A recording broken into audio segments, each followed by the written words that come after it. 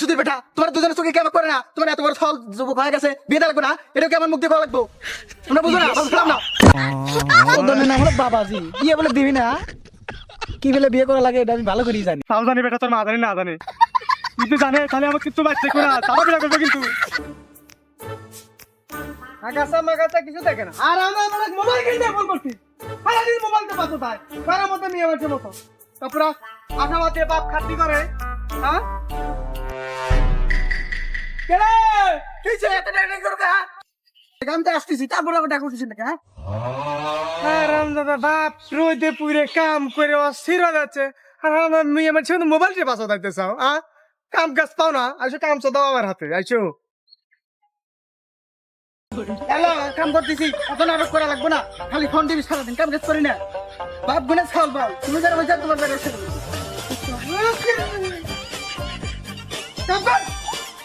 করতেছি কাম, খালি খালি কিরম করে বাল। এত কাম কাজ করার জন্য আমার, এত কাম কাজ করতে আমার ভালো লাগে না। তোমার সাথে আমার সংসার করার জন্য আর কইলু তুই কি রে হারামি, তোর মাকে আমার সাথে সংসার করতেছে না। দা তোর লাগবে না, দা তোর মতো বেটা আমার না হলে কি হবে, দা। না আব্বা, আমি তোর কথা বলি নাই, আমি বলছি তোমার সংসারে আমি আর থাকবো না। কে বেটা কি যে তুমি থাকবে না কে সংসারে? সুধীর বেটা, তোমার দুজনের চোখে কেমন করে না? তোমার এত বড় ছল যুবক হয়ে গেছে, বিয়ে লাগবে না? এটা কেমন মুখ দিয়ে খাওয়া লাগবো? তোমরা বুঝো না? বুঝলাম না। ইয়ে সদাইছে বাপের হোটেলে খাও তো তাল পাও না, তো খাওয়াবি কি? এই রামদাদা রামদাদার ফুলো হাই, তো বিয়ের বয়স হয়েছে, কামাই কাজে সোতা নিজের বাড়িতে আরামসো থাকে, তারপরে বিয়ে করিস না, তোমার বাবার মধ্যে ঠেকের পর দাঁড়া আছে, নিজের বাবার দাঁড়া নাই। তোর কি হয়েছে বেটা কত?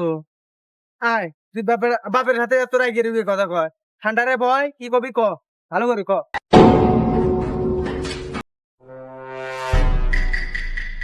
আব্বা আব্বা, উত্তর পাড়ার মর্জিনা চাষি আছে না, চাষির বিটির সাথে তাই আমার একটু ইটিস পিটিস আছে আব্বা, ওর সাথে বিয়ে দাও আব্বা। কি কইস বেটা, তোর তো ভাল না, ওর মাও ভাল না, মেয়েও ভাল না, বিয়ে দিয়ে যাবো না। তুই তো পাগল হইস না। কি কে বিয়ে দিয়ে যাবো না? কে ওরা আমি মেলা ভালোবাসি, ওরা ছাড়া আমি কারো বিয়ে করবো না। তুমি যা করো করো, আমি ওরে বিয়ে করবো। তুমি তাড়াতাড়ি বিয়ে দেওয়ার ব্যবস্থা করো। না না, তুই অন্য কোনো জায়গায় মেয়ে দেখ, তোকে আজকের ভিতরে বিয়ে দেবো। তুই টেনশন হস কে, তা ওই জায়গায় দেওয়া যাবো না। কে বিয়ে দিয়ে যাবো না? কে না, আমি ওরা ছাড়া অন্য কাউরে বিয়ে করবো না, আমি ওরে বিয়ে করবো। যদি বিয়ে না দাও তাহলে তোমার সব গোপন কথা মায়ের কাছে ফাঁস করে দিবি। কে রে, হেই তুই কি ফাঁস করবি? মর্জিনা চাষি যে তোমার এক্স হয়, ওটা কিন্তু আমি খুব ভালো করেই জানি। যদি বেশি কথা কও, বিয়ে না দাও ওর সাথে, তাহলে কিন্তু আমি মায়ের কাছে সব কথা দিই। কে রে, তুই এইসব কথা জানলি কোন থেকে?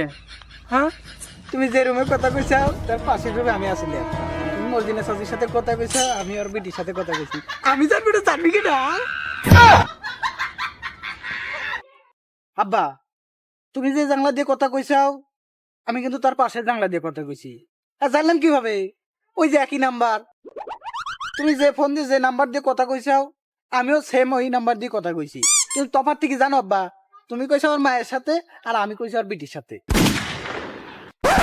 মর্জিনা চাচি যেদিন তোমাকে মেসেজ দিছে, ওই দিন আমার গার্লফ্রেন্ডও আমাকে মেসেজ দিছিল। কিন্তু তুমি যে মেসেজে দেখা করবে গেছাও, শালার আমিও ওই মেসেজ দিয়ে দেখা করবে গেছি।